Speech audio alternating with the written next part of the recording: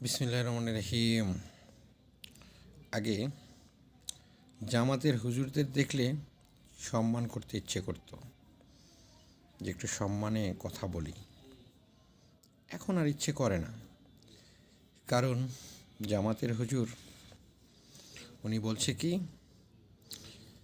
যে বাইরে যে মেয়েগুলা বের হয় তারা পতিতা।